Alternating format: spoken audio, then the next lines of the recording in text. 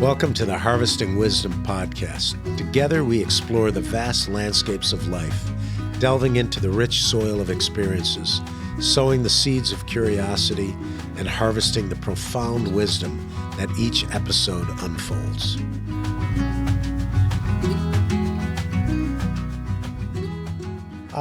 Hello and welcome to another episode of Harvesting Wisdom.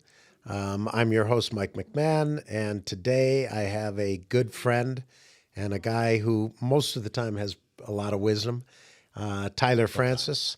And Tyler is a fourth-generation farmer in Arizona. I think your people came here in the 1800s and were involved in the first cotton gin and all that kind of stuff. So I'm going to have you fill in some of that, but you got degrees in economics, came back to take over your dad's rose operation, and he had started doing roses in the mid-'80s, and you took it over. He's out. Now you're completely running the whole show. You moved from your location on the west side when the 303 developed everything out there, and now you're down in Eloy on a huge piece of property.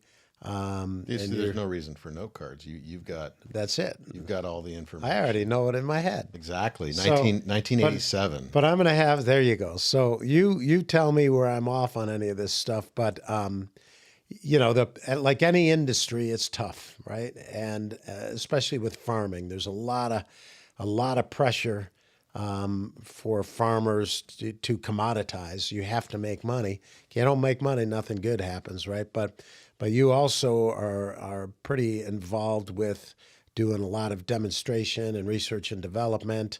Walk me through some of that. Yeah. So 1920s, right? So, let's go back even a little bit further. So 1903, Teddy Roosevelt signs the Reclamation Act, and the Southwest now becomes this viable farming community. My family was in Georgia, and they were cotton ginners and bankers. And they came over to Peoria, Arizona, which was obviously just a dust bowl. I think there was a small cafe there, and they started cotton ginning. The cotton ginning process, I've got some really cool old photos. Yeah, I've seen some of them. They're cool. And my dad gets involved in the business, and in 1987, he walks into his dad's office. His dad's aging. And he says, hey, it's time to transition the business. Mm-hmm. And there's not really enough room for all of us in this company. So my grandfather, who, a product of the Depression. Your dad fired him. Yeah. Said, you're right. There's not enough room. You're out. So he decided to step out. And he always says that he was dumb enough to take the risk. And he started cotton farming himself. So he bought a guy named John Arena's farm, and it was about a 2,000 acre farm, maybe a little bit less than that, and started growing commodity crops. And back then, there was a transition happening from California to Arizona with rose bushes. Mm-hmm. So when we talk about roses, I tell people I'm a rose farmer, and they immediately go to cut roses, right? They say, right. You that's the equator. Right. Mm-hmm. But what we do is something very different than that. It's a product that you would find at your local nursery, your Home Depot, your Lowe's, and we grow roses for the garden. Right, both bare root, and some of them have gone through distributors and have been potted up. So a little everything, right? Yeah. So in '89, my dad gets into that. A good friend of him introduced him to growing roses. And it was more of a financing thing than anything else on why we got in. My dad was able to finance the crop. His friend wasn't, so he got into the business. And he grew 250,000 rose bushes. And we always count them out. We don't talk about acres, but it's about 10 acres of roses. Mm-hmm. And it's 250,000 rose bushes. And he did that until he came and started talking to me, right, in 2009. And like you said, my path. As a matter of fact, I mean, this is. I think we should pour a glass yeah. of wine. I mean, I'm I going think to that's have the you do most that. important thing. Do you want me to do that? No, or- no, no. You're talking, so I don't want you to have all the heavy load here. I want to make sure that. God, that's a big pour. Okay, here I'll give you the little one, Yeah, there you go. and Thank you, sir. I'll And take this the is, again, my viewers see this. This is the wine we made. So we grew this and had it all bottled up. It's 18-month French oak down in Wilcox, and a nice group down there that does all of it. And we blended it with about 7% Syrah. So you tell me what you Syrah's think. my favorite. So Yeah, this is so I think pretty drinkable considered where we were growing. and since it's Syrah, we can say Santé. There you go. No, I've had this before. It's phenomenal. So back to it, right? So I was reading this book, and I was thinking about this today a lot. There's a book that Malcolm Gladwell wrote, Oh yeah, and it's called Outliers.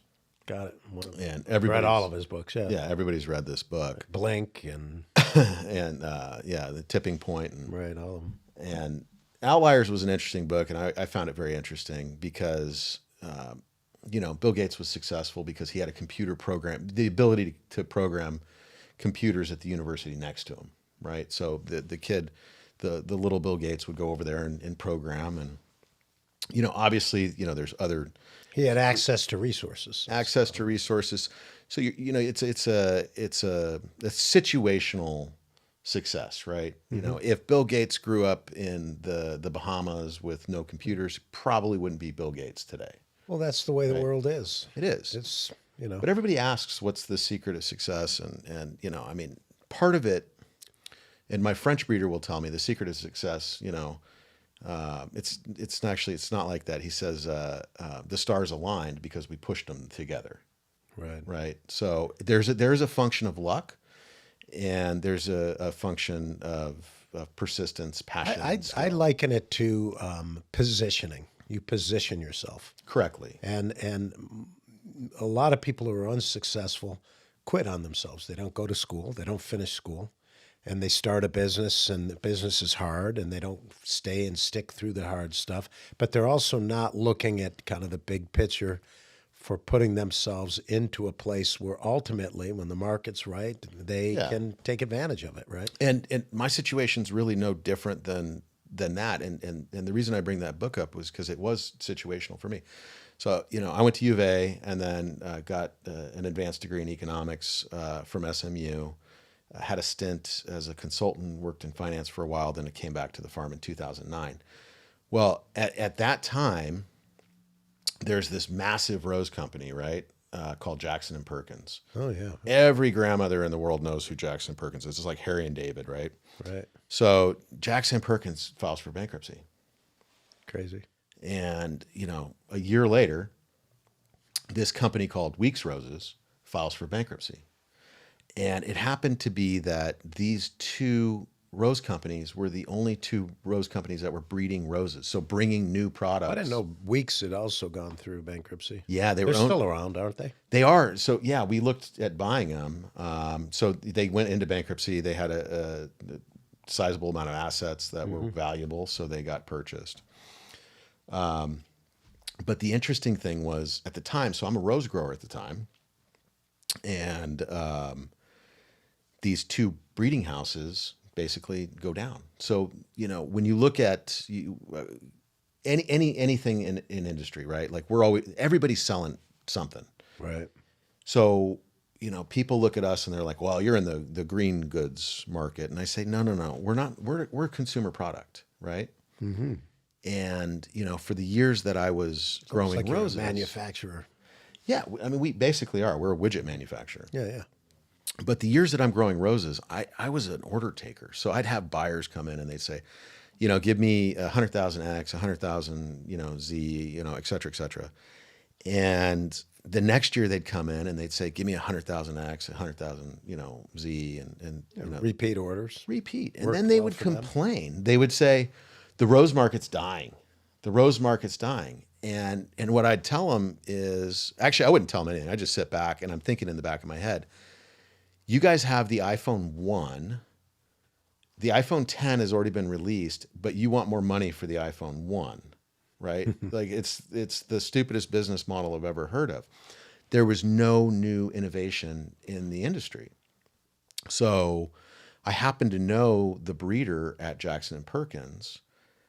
During their bankruptcy, we became pretty good friends, and he encouraged me to go get new product, new hybrids. So how many variety do you more or less dabble in right now? I know it changes season to season, but how many? Yeah, commercially, I mean, we're doing over 500 varieties. Wow, that's a lot.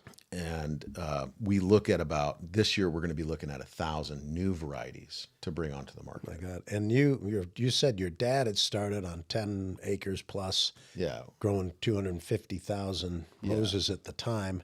How many roses are you actually growing? So How many acres? we're over 2,000 acres of dedicated rosebush ground. We are the largest rosebush farm in the Western Hemisphere outside of China. Wow. And how many, do you have any even idea what kind of number of roses you're? So we harvest and deliver over 10 million rose bushes every year. Wow, that's a lot. Yeah, it's a ton. It's a lot of work. You're kind of the anchor in But that. the crazy thing, right, is we're by far the largest. We're doing about half of the U.S. market. We're doing 75 to 85% of the Canadian And market. bush roses are sustainable because people plant them in their yards. Yeah, And carbon there's a lot of things sequestration. you can I mean, do they're with them, plants, right? Yeah, you can take rose petals and use them for certain things. I mean, you Wine, you for can example. you can eat them. You can press them into oils. I mean, but they're beautiful. You can clip your flowers off and put them on the kitchen table. Mike, I think that's one of the And greatest. they last a things. long time. Roses will last 100 years. Unfortunately, they do. Yeah, there's an old one in Tombstone, and I wish they would die more often so people would buy more. But Right. yeah, no, it's a super sustainable. The one of the things that I love the most about this industry is not only just bringing beauty to people's lives, but we're not hurting anybody in the process, right? Right. It is 100% positive. Everything that we do is positive. We're not going down and using slave labor to Yeah, you're not growing in China and polluting Yeah. the world and doing. Everything's USA grown. Everybody's paid well above minimum wage. We actually house 130 people on our main campus, Yeah, I know you built out that whole housing. and it's free. Area. It's free housing for the employees. Yeah, it's crazy. But that's the thing. I mean, you brought it up.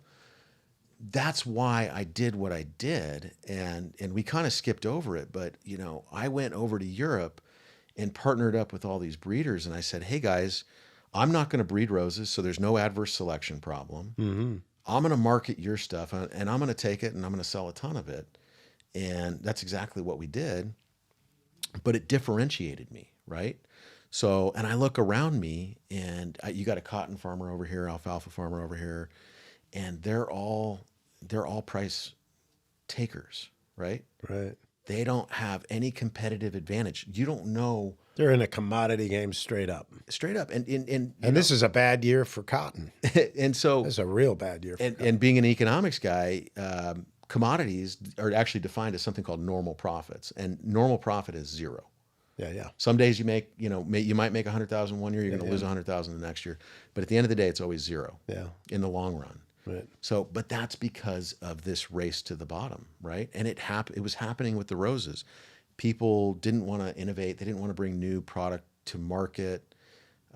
And in our business, the secret to success was really simple. You put a good rose bush, a good product on the table, and someone buys it, they're going to come back and buy 10 more. Right. They don't trust anybody else. They know where to get it. Right. They're going to come back and buy And 10 more. what's crazy is that back, I don't know how many years ago, you and I kind of partnered up and we were doing retail. We had a retail, probably the largest Rose retail operation. rose retail operation in the Southwest and one of the largest gardens. And, it's weird how roses are. There's certain times of the year they look kind of a Especially little scary. Arizona, right? Right. But there's times when they just are fabulous, like in March, April, May, that garden had all these varieties, and it was just amazing.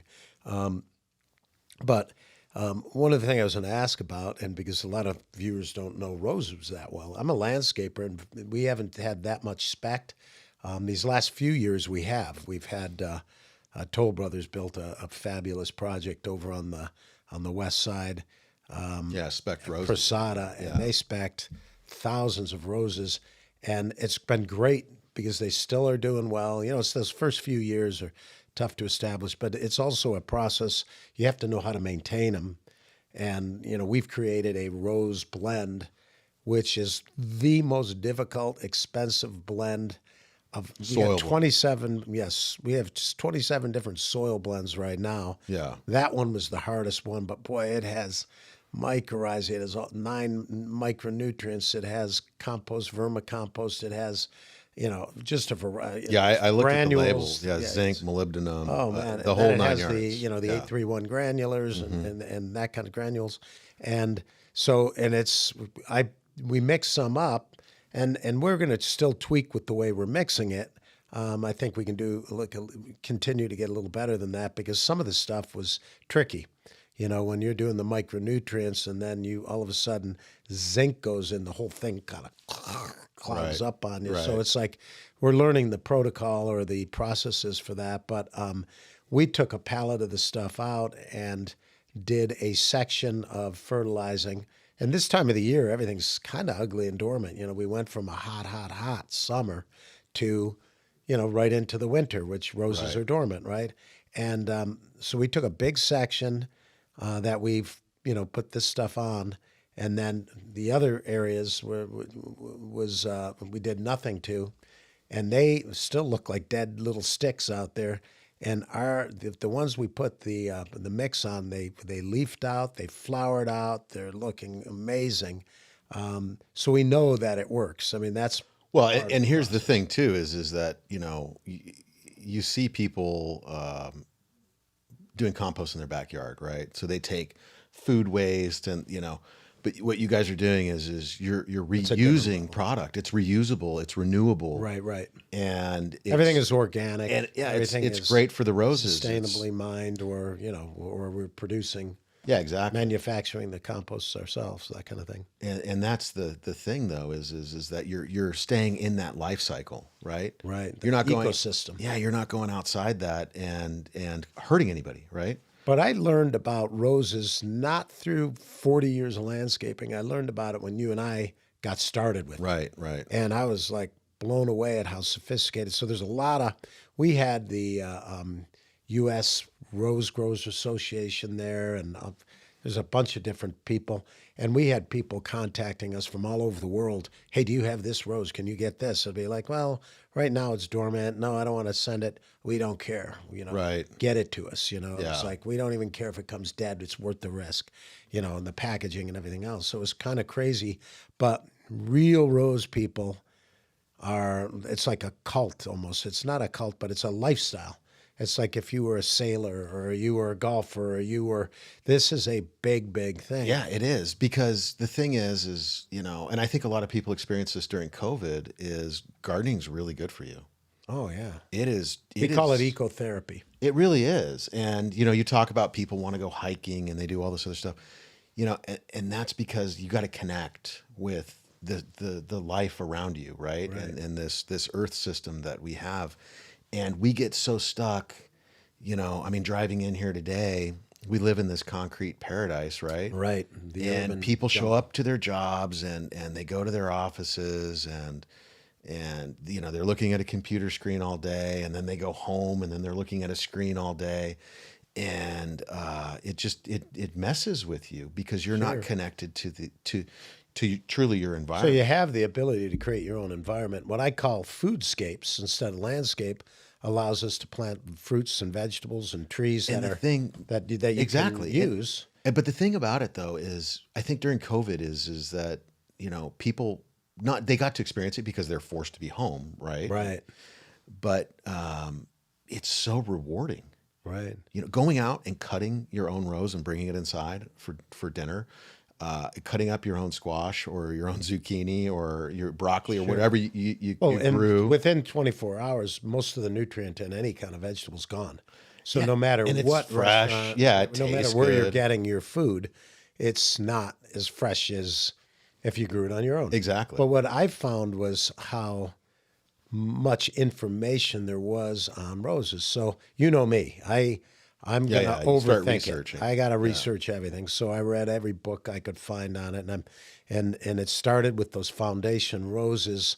Like it goes back to Greeks, and I mean there was only really when it started, like a dozen or so rose bushes that have now been spliced and bred Hybridize. Yeah. hybridized, Yeah. right? And some of them take and some of them don't, depends on what you're doing. But then you guys know like root systems. So there's own root plants, which they grow.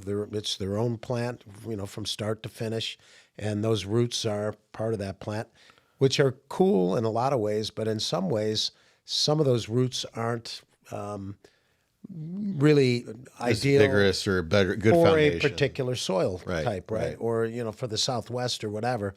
So you have what's called the 2-year-old rose, which was the first year you're growing the root out, and then you're splicing. And I've gone out when your guys are doing this, and I have no idea how anybody can have a back after doing this, but they Yeah. are like literally so flexible. They're bending over and they're splicing, on Yeah, these we call it little grafting. they're Yeah. graphing, yeah. Yeah. So those So we take scion from the variety that we want. For example, Marisa Trillo is a variety. It's a variegated petal, super cool kind of.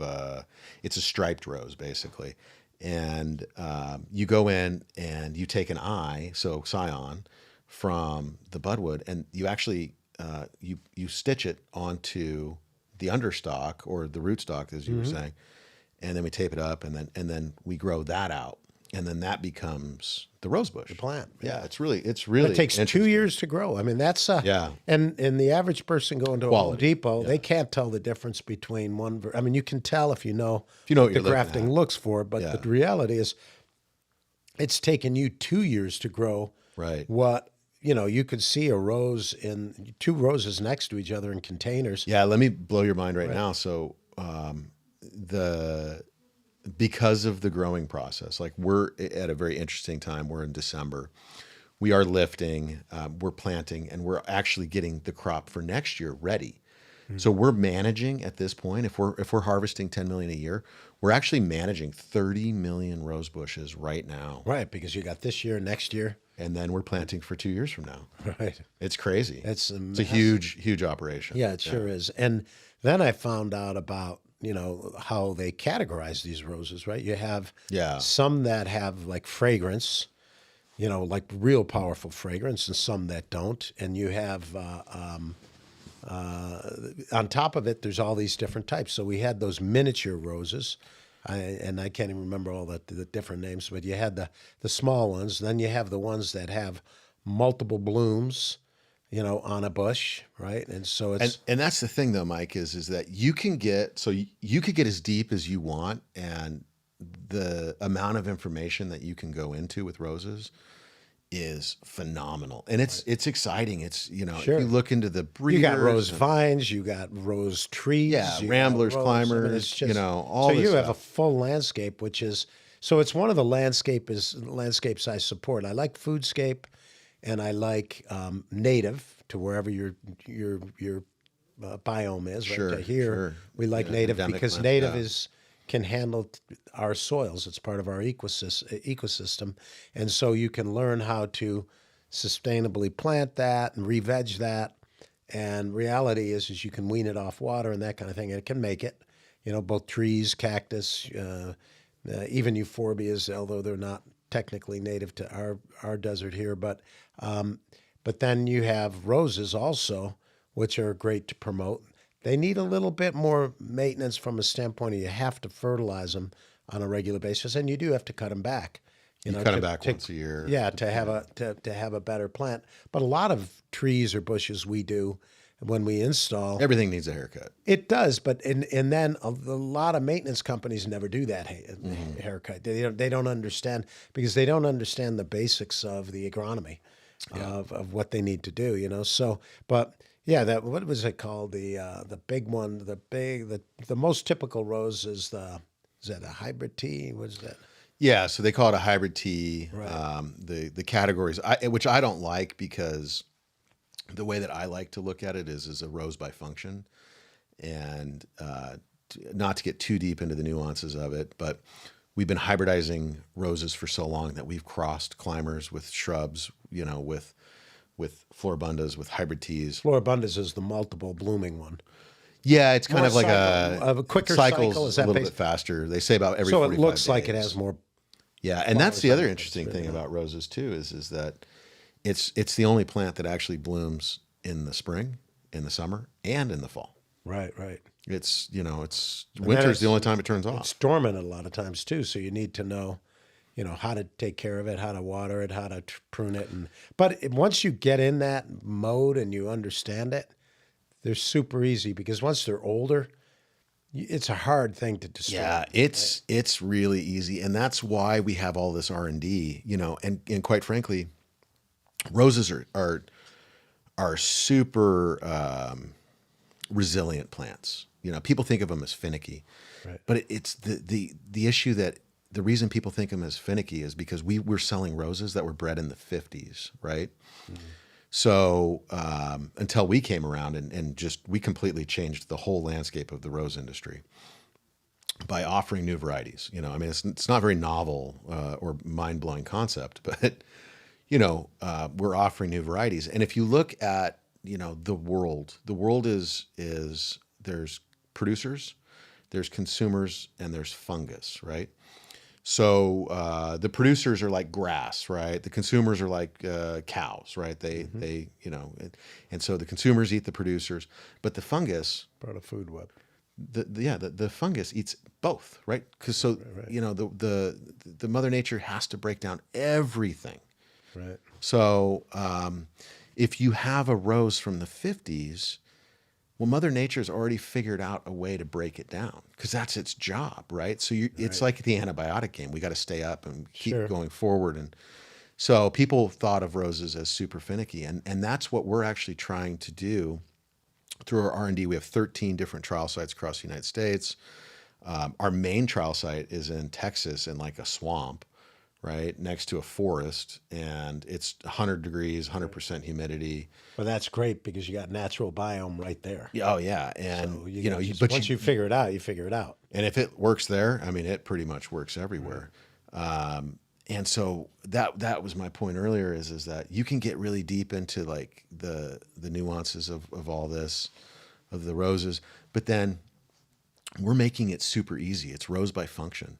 So if you just want to plant roses and leave them and they just look pretty and you just want to admire them, totally cool. You can do that, and we're providing that product, and that's why that consumer is coming back and doing that. Right. All at the same time, it's a sustainable, amazing product that came from a company that's really invested into good farming practices, right? Right. We don't want to. Agriculture's 25% contributes 25% of the greenhouse gases or GHGs Sure.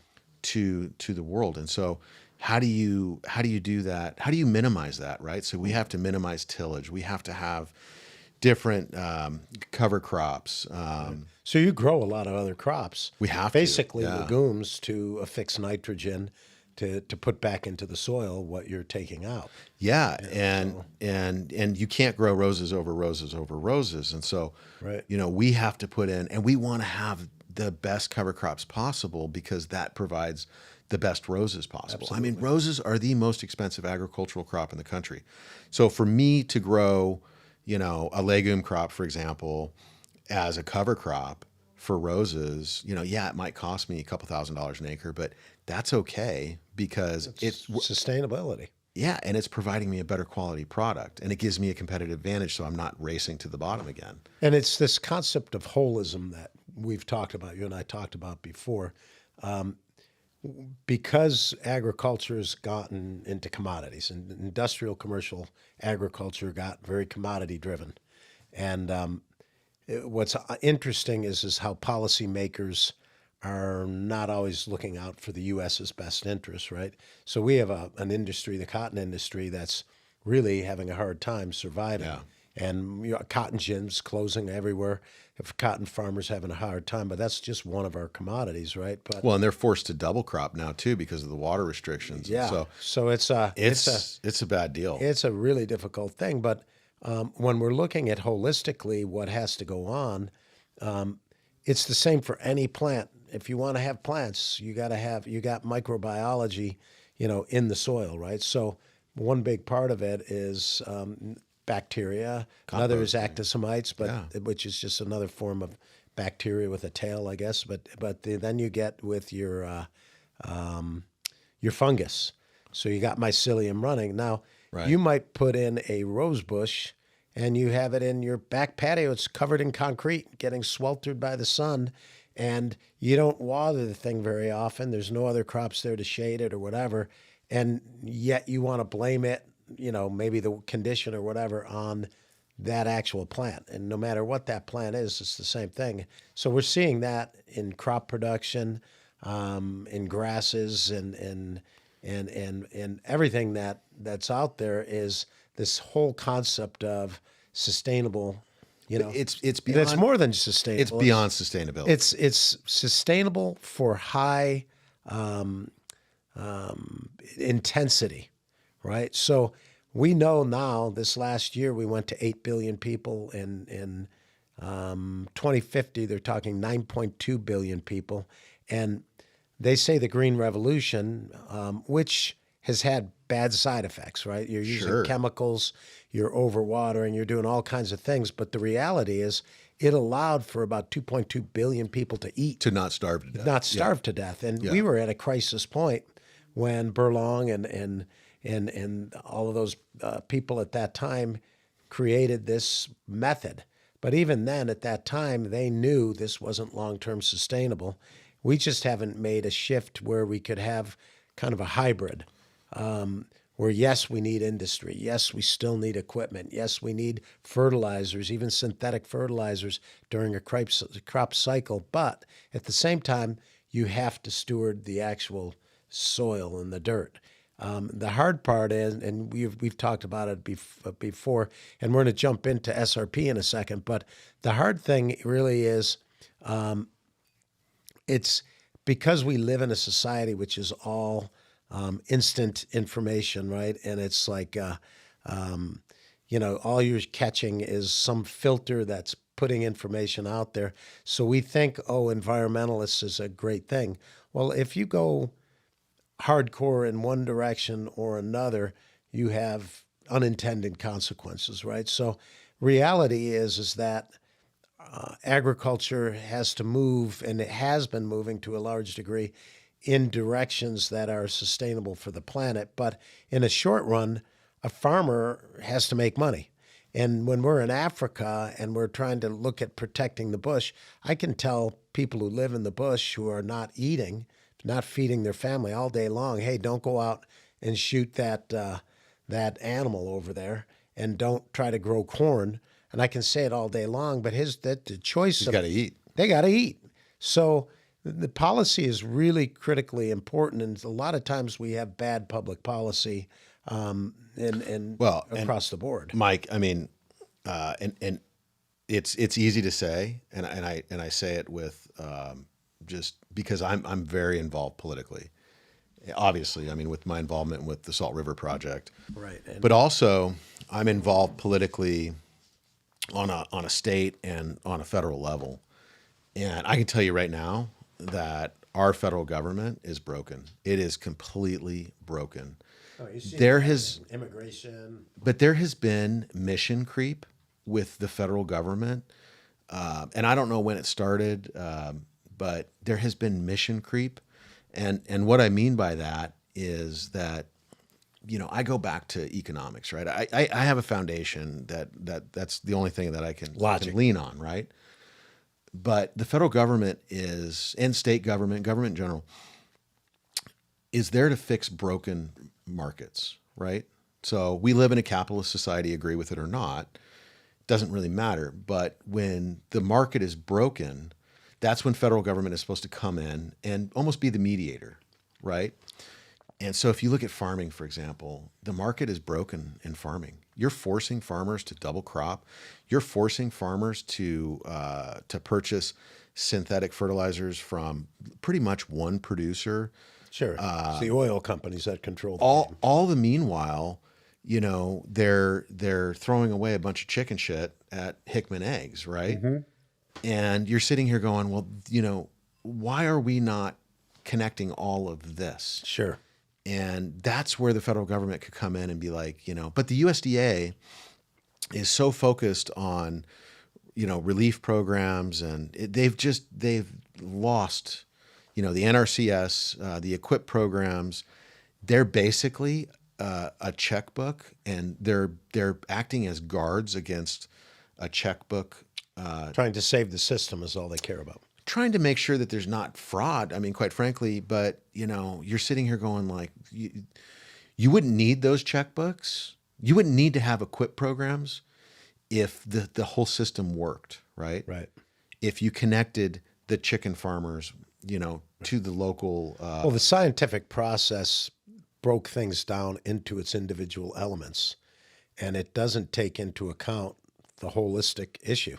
When you we don't look at when you anything take holistic. animals away from farming, you got problems. Yeah. Right? And when you are no longer putting biota or organic material into the soil, it's just a matter of time. And so the fertilizers going in literally are growing the plants. They're not doing anything for the soil. Yeah. And that's where the issue. And I might be wrong on who I'm quoting on this, but I think there's a farm called White Oak Farms, and they've done this, right. They've incorporated the animals, they've incorporated their farming practices, and they're right next to another commercial farm, right. So they have this kind of like biodiversity on their farm, which it's totally natural. It's mixed cropping. It's mixed cropping, but Diversification. it includes animals and everything. And they have a commercial farm right next door, and if you look at a map, it's unbelievably different because the soils are different. Like an aerial. Yeah, it's crazy. Yeah. But it's something we all know. we Like all know. everybody knows. Yeah. Any farmer knows. Anybody who goes to agronomy for school for Sure. agronomy or soil science or biology or chemistry, everybody knows it. But everybody's also like, well, that's not the system. We got to try to we have to adapt to the system to make a living, So that's part of that. I want to shift for a second over to, you mentioned Salt River Project, SRP. Yeah. So you got involved, I don't know how many years back. Well, like I said, what do you do there? And what it's issues are you dealing with? Super easy segue. Farming is about water and power, right? Right. Can't do So without that. Salt River Project is actually called the Salt River Valley Agricultural Improvement District, right? And the Salt River Valley Water District. And the Salt River Project's a really interesting animal because it's a public utility. So what I mean by that is it's not traded like publicly, right? Right. It's actually owned by the people. So again, you go back to 1903. That's actually when the Salt River Project was founded, and it's super cool because the farmers, right, there were these uncontrollable water issues. So we have this amazing watershed right north of us, the Verde and the Salt Rivers. Mm-hmm. Well, you get a ton of rain up there, they'd have all this flooding, right? So the Hohokam actually were here, and they had these amazing canal systems they were able to farm. 1,000 years ago. Yeah, and thousands of years ago. We actually still utilize some of their canal systems today, which is really cool. But all the farmers got together and they said, hey, this would all work a lot better if we built a dam, but we don't have any money, so we're going to need the federal government to come help us. So they staked their ground. And they said, hey, we're going to pay you back, but we're going to stake our ground. You guys go build a dam. We'll pay you back over time. Well, obviously, dam, you've got hydropower, right? So, this whole thing has evolved, and The Salt River Project is it's a private water company and a public utility, and it's got a great mission. It's super easy. We want to be affordable, we want to be reliable, and we want to be sustainable. And how do we do that? So, when you're a power company, everybody looks at SRP as a power company, but it's really a water company. Right. That's what it came in. And Those original farmers, or I shouldn't say original farmers, but those early farmers really were so influential, right? And how the CAP and then the water rights. I mean, they did. Considering Arizona was nothing at the time. Phoenix, I think, was not even 40,000 people in it. it's why Phoenix And exists they today. created some great policy that allowed Arizona to do what it did. Well, it goes back to actually what we were talking about earlier. Not on this podcast, but earlier in the day, where you want to do the right thing, and sometimes, like I may be right in the short run and I'm wrong in the long run, and vice versa, right? Right. But what SRP did, and the founding fathers, was they took a long-term approach. And people talk about drought all the time. SRP, the people that live in the SRP district where the water is delivered, there's over 2 million acre feet of water that is in storage right now. Do you think SRP is still looking long term, short term, or a little of both? It's 100% long-term. Really? It is absolutely long-term. Because I know you get environmental groups, and I'm an environmentalist. Sure. But that doesn't make me a.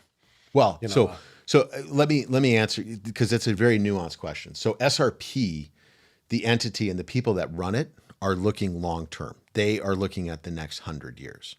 Right. Now, because it's a public utility, right? We're not regulated by the Arizona Corporation Commission, which most utilities are regulated by some sort of APS is corporation commission. right. The citizens, there's actually elected citizens that sit on a board that run the policy here at SRP. And they actually have this really unique governance structure where there's a board and then there's a council. So the way I kind of try to explain it is it's like the Senate and the House. But the board, again, they're all citizens of SRP elected by the property owners of people inside the district. So, for example, I represent District 1, which is Glendale, Peoria. So of the constituents there, I'm looking out for their interests. That's my job, Right. is to look out for their interests. Which is absolutely short term.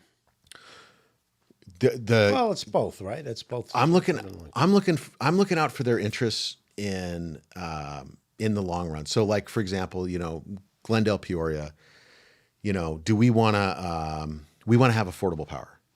So that's kind of it's a blue collar, white collar, so you got some wrench turners out there. You've got some guys that are they own mom and pop stores.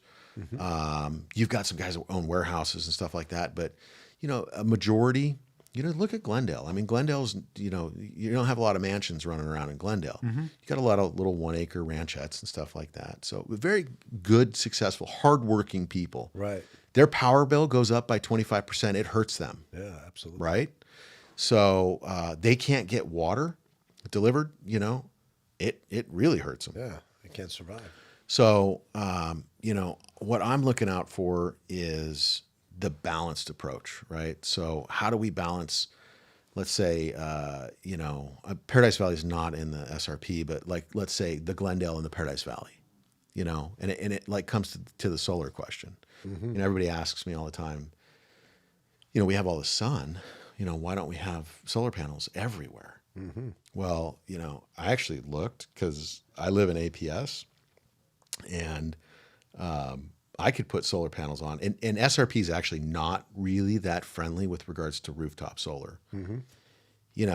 And And that's because the grid was not designed for that. well, but people don't realize That's that. the problem, right? And that's the thing is the so there's these rogue environmentalists that are And you imagine if you told people, hey, we're going to tax you to reinvent the grid, all of a there would be sudden, a civil war. yeah, there'd be no more environmental, worries at that point. But But can you ultimately, imagine the that's probably cost? the direction it's going to go. Can you imagine the costs? And we're upgrading the grid and all that stuff. But we have these rogue environmental groups that are infiltrating board seats, and what they're saying is mostly from the East Valley, and they say, oh, we have to have all this rooftop solar, all this rooftop solar, all this roof. That's great, like you want to put rooftop solar, but when you look at the cost of rooftop solar, you're $30, $40, $50,000 in. And I'll tell you something, Easy. the when there's a problem, when you got people knocking at your door all the time and you're getting phone calls all the time. That's how it's all sold. Yeah. Door knockers. Well, yeah, and they're telling you they come in and they give you bad information. But I'm telling you, my people in District 1, they maybe they could afford, but you're talking about 8, 9, 10%. The return on that is 15, 20 years. People over in the East Valley, oh, they could just write a check for it, right? Right. So, but here's the nuance to it, right? So, if all the houses in the East Valley go off the grid and they all become self-sustainable, oh, that's phenomenal and that's great. What do the people do in the West Valley that can't afford it, that now have to pay for the grid maintenance in the East Valley? Right. That's part of the whole. So SRP's approach to it is you know what? Yeah, community solar, that's a great idea. How about utility scale solar? We're going to go buy plots of land and we're going to go put out 500 acres Sure. of solar and we're going to attach it to the grid. Because we're working with farmers now. Yeah. Because we're selling soil, but my partner Dan's family is in the solar business. And we know that some of these farmers that we're dealing with have Yeah. these big pumps and they can't get more SRP connections. So some of them they're running with diesel, which is not environmentally friendly, but their utility bill is humongous. So the concept of bringing in some solar in a commercial setting like that, which is easier to put in and it's a little more cost effective to put in, honestly, is really appealing to a lot of these farmers. So that's an interesting. With SRP, I want to try to get But again, you got to look at the whole thing as a holistic. You're solving an acute problem at a farm, right? So by putting in solar panels to help supplement, to be able to pump water. Mm-hmm. So, that's an acute problem. So when you open it up and you broaden it out to the entire grid, you've got to look at that as a holistic approach. You can't go one way or the other. Right. So these people that are saying, we need to have 100% renewable, which, by the way, there's no such thing as 100%. when you're renewable. looking at your voter card, it's like one or the other. Or Yeah. are you environmental or are you this? Yeah. And nobody's. This is the problem with politics in this country. 100%. Nobody looks at an individual problem and says, okay, let's look through this thing holistically or logically. I quote my brother all the time, who doesn't talk a lot. He's a doctor and about ready to retire. But I asked him once years ago, who are you voting for? I was just trying to see, are you right or are you left? Who are you? We all want to figure out where people are, right? And he looked at me and he's like, well, I'm voting for Spock. I was like, huh? He goes, yeah, I'm voting for Spock. I believe in the logic party. And I laughed, but I thought to myself, well, that's the way it should be. We should be, why are we emotionally charged? And on top of it, you got two platforms to pick from.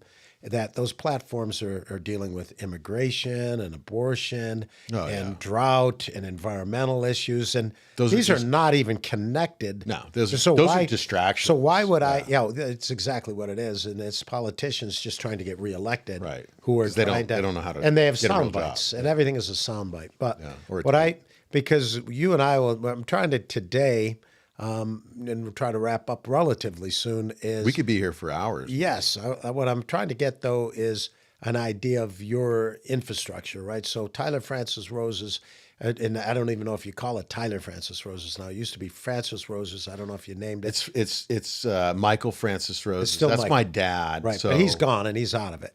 yeah, he's still here. No, I thank mean the he's Lord. not gone. Sorry if that's the way. No, but and he's great. He's a good sounding board. I talk to him every day. Yeah, we have an he's, office together. he's a great guy, actually. Love him. Met him a few times. Very I have much of a farmer mentality. 100%. I have a free consultant, Which I like. which is great. Like I get to call, and I don't get a bill from it because Right. everybody else that I call besides you, I get a bill from you. Yeah, right, yeah.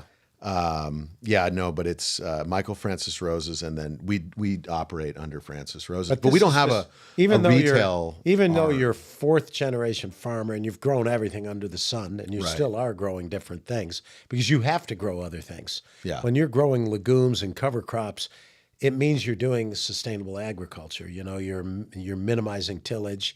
You've got crops that you know what they are, and How about this versus so it's sustainable pretty cool. agriculture? I'm doing responsible agriculture. Yeah. I'm There's being so many responsible. different. Here's the thing. There's so many different names. There's organic. There's Yeah, but I don't want to attach permaculture, myself There's to regenerative. There's Yeah. So I'm writing this book on all this stuff, and I had such a hard time because I keep reading.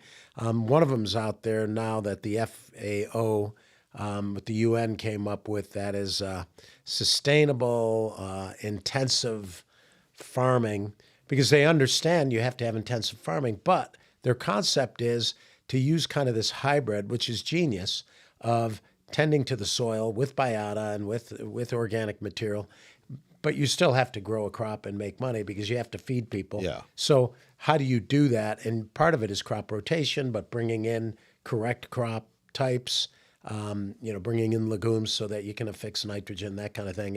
And you're keeping moisture in the soil so that biology continues to that thrive, that biome right? that Because that's doing the work. Farmers, That's everything. That's everything. So it's another great concept, but responsible agriculture is another great way to say it. But what I've done is in this chapter that I wrote, we have one thing called commercial industrial agriculture, and then everything else. And everything else is pretty close to similar.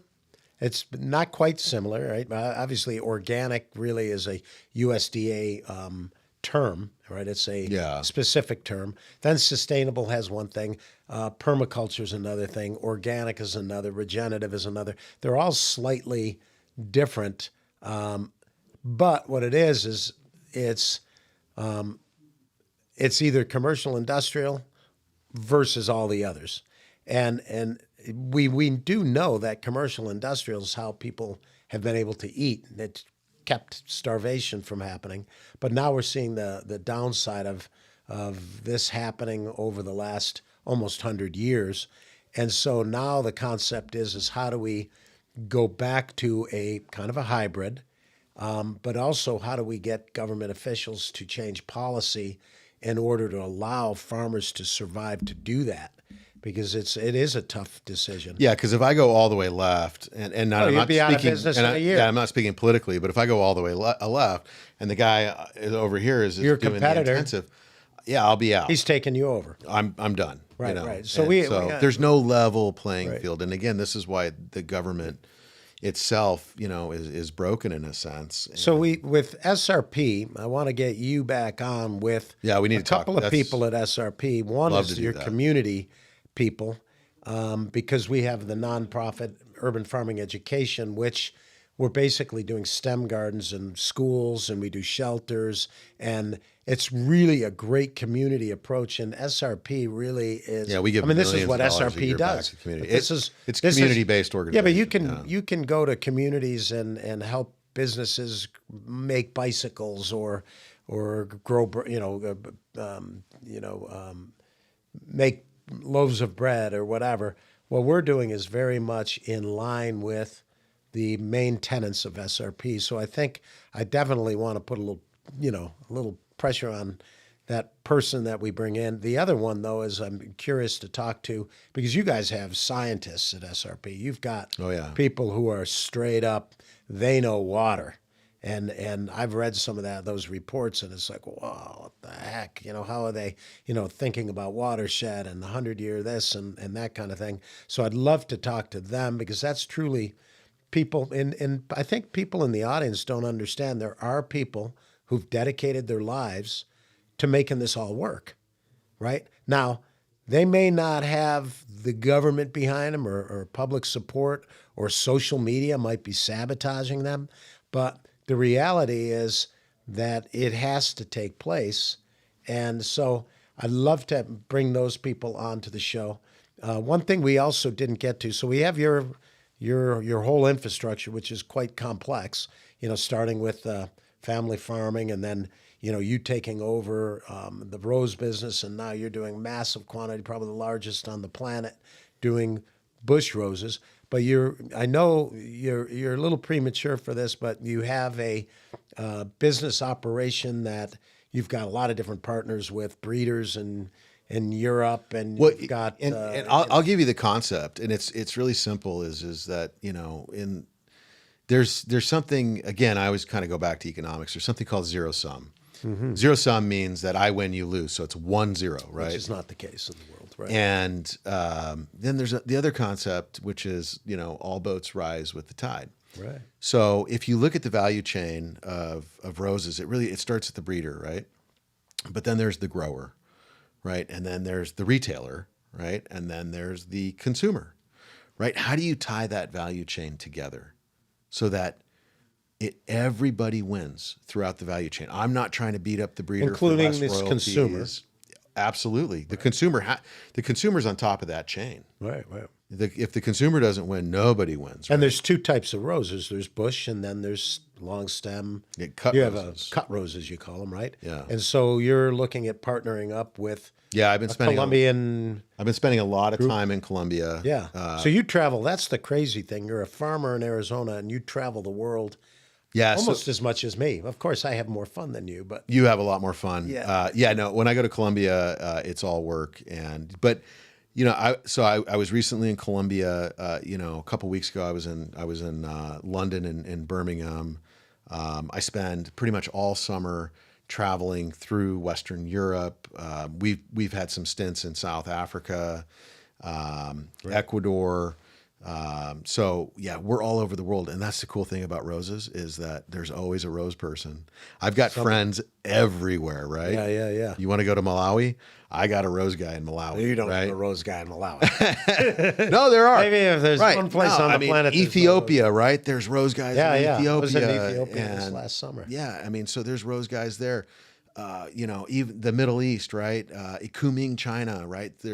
So all over the world, there's all these rose people, and we connect immediately. And they're connecting at a different level. They're not really political. They don't have communism, Democrat, Republican. We talk about roses. They talk about roses Yeah. and how the world is better off with roses. And 100%. what things you can do or they can do to make them, more prevalent and easier to grow and more sustainable to grow. So it really is a very connected community, which is kind of blows me away. Yeah, and it's a really cool project that we're looking at, and we're testing the waters right now. But the thing is we talked about this too, about harvesting your own vegetables and bringing them in and cooking. But because of the logistics of the world, because of the Amazon, really, we're actually able to bring the farm to you directly in a very short amount of time. Yeah. And the gap, we always talk about the gap, right? Mm-hmm. The gap is how do we get those people to find us? And I think we've kind of come up with a solution. So I'll be really happy to talk about that. You got some when great we're social there. media and marketing stuff going on. So, this will be like the first. That's why I wanted to kind of bring you here today to talk about. We got to talk like more the about beginning of water the- and power, though. Too. Yeah. So That's a big SRP one. is one, and then your new projects are a totally another topic. But Yeah. we'll have multiple. Let me sessions just make one comment, and I know we're kind of cutting it close here, but